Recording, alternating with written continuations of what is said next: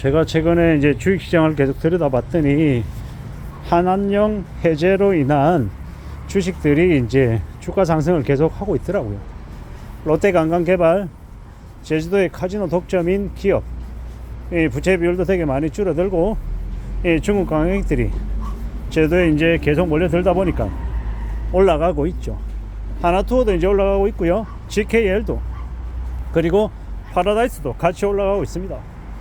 또한 이제 아모레퍼시픽도 이제 흑자를 보였다라고 얘기하면서 조금씩 올라가고 있고요. 면세점 주식인 이제 호텔신라도 주가가 이제 최근에 좀 제법 올랐죠. 37,000원, 38,000원 이러다가 순식간에 이제 43,000~44,000원대로 대폭 오른 것 같습니다. 그리고 이제 엔터주도 SM이든 YG든 이제 계속 올라가고 있고요. 앞으로 이제 계속 중국 관련한 주식들이 주가가 올라갈 수밖에 없을 것 같습니다.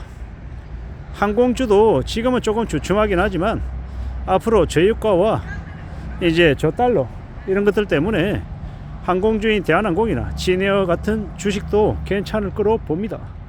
항공주도 괜찮을 거고, 여행주도 괜찮을 거고, 면세점주도 괜찮고, 카지노 주식주도 괜찮고, 아마 중국 관련한 주식들이 계속 괜찮을 거다. 이미 이제 한한령 해제가 됐다라는 뉴스가 계속 나오고 있죠.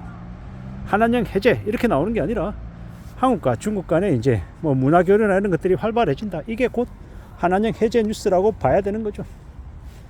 그리고 이제 2025년 이제 3분기 이후 이제 중국인 관광객 무비자 시행되면요. 그러면 이제 중국 관광객들도 대거 이제 한국으로 들어오고, 그로 인한 호재가 또 이제 영향을 미칠 수밖에 없죠. 그런 것들이 이제 계속해서 이제 우리에게 호재로 작용할 거라고 봅니다. 전체적인 이제 한국 주식시장 자체는 별로일 수 있지만 그 안에서 한한령 해제 그리고 중국 관광객 무비자 관련한 주식들은 괜찮을 수밖에 없다라고 이야기하는 거죠. 그런 얘기들이 많습니다. 새로운 정부가 들어서면 이제 새 정부가 거품을 일으킬 수 있는 유일하게 남아있는 곳이 주식시장이다라고 말입니다. 부동산은 이미 거품이 너무 많이 끼어있고, 거품이 잔뜩 끼어있는 지금 현재 상황에서 부동산 거품을 다시 일으키기란 어렵죠.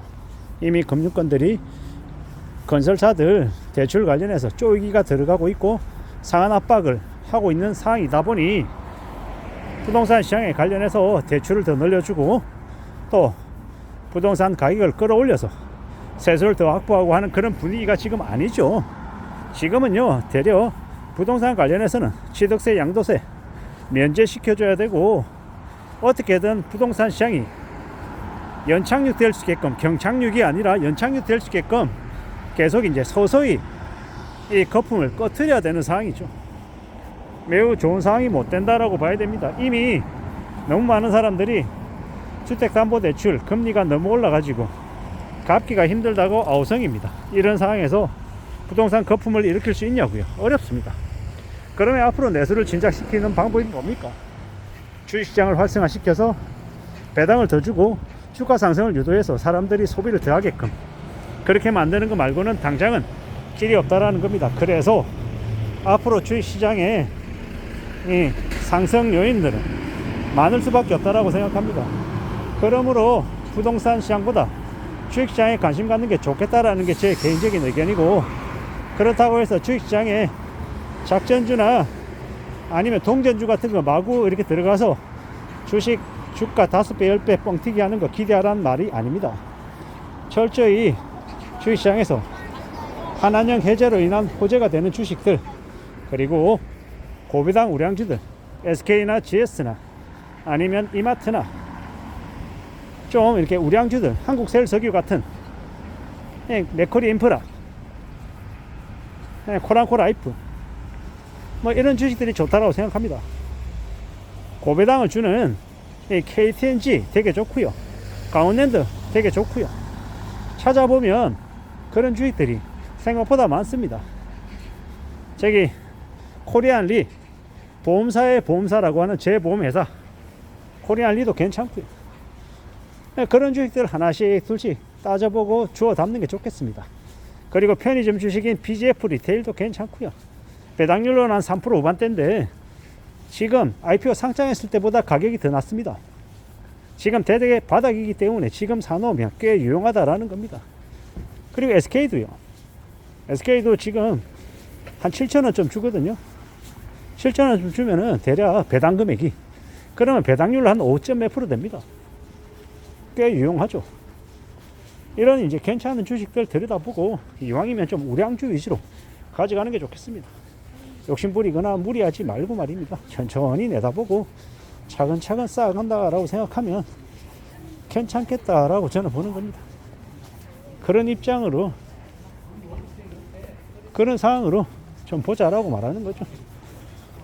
빨리빨리 크게 이렇게 2배, 3배, 5배, 10배 본다 이런 생각 말고 우직하게 천천히 두고 보면서 멀리 쭉 끌고 간다, 이렇게 생각하면 좋을 것 같습니다. 그런 생각으로 움직여 보자라고 말하는 거죠. 그런 게 더 필요하지 않나라고 생각하는 겁니다. 그래 보자라고 말입니다. 그렇게 지내면, 그렇게 가면 괜찮을 것 같다라고 생각하는 겁니다. 차근차근 움직여야죠. 착실하게 살펴봐야죠. 그렇게 가면 괜찮을 것 같습니다. 누가 뭐라 해도 멀리 내다보고 천천히 서두르지 않고 지내는 게 제일 좋을 것 같습니다. 그런 모습이어야, 그래야 삶이 잘 지켜진다라고 봅니다. 안전하게 차근차근 따져보고 뭔가를 결정하자라고 이야기하고 싶은 겁니다. 우리가 살아가는 시대에 너무 이제 유행을 바라고, 너무 욕심을 바라고 빨리빨리 뭔가를 갖겠다라고 생각하는 만큼 위험한 게 없는 것 같습니다. 우직하게 기다리고 차근차근 두고 보는 게 제일 나은 것 같다라고 생각합니다. 그러니 지금은 뭐 해야 되는 시기다?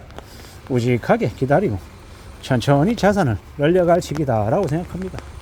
그렇게 마음을 먹고 지내보자고요.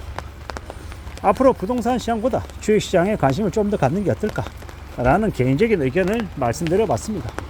뭐가 되었건 간에 빚을 일으켜서 레버리지로 하는 건 저는 반대입니다. 순수하게 자기 돈으로 하는 게 제일 좋겠다라는 거. 그리고 얘돈으로 해서 안 되면 그냥 좀 더 기다리겠다라는 그런 마음으로 할 수 있게끔 하는 게 제일 좋을 것 같습니다. 그렇게 해야, 그래야 남들보다 좀 더 오래 기다릴 수 있고 얘기 날 때까지 두고 볼 수 있는 것 같습니다. 서두르지 말자, 조급하지 말자. 서두르지 않고 조급해하지 않고 기다리고 또 기다릴 줄 아는 인내를 내보일 줄 알면, 그러면 충분히 괜찮을 수 있을 거다라고 생각합니다. 그런 각오로, 그런 마음으로 살아가 보자라고 이야기하고 싶은 겁니다. 무식하게 말입니다.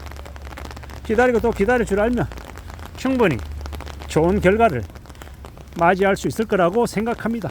이상입니다.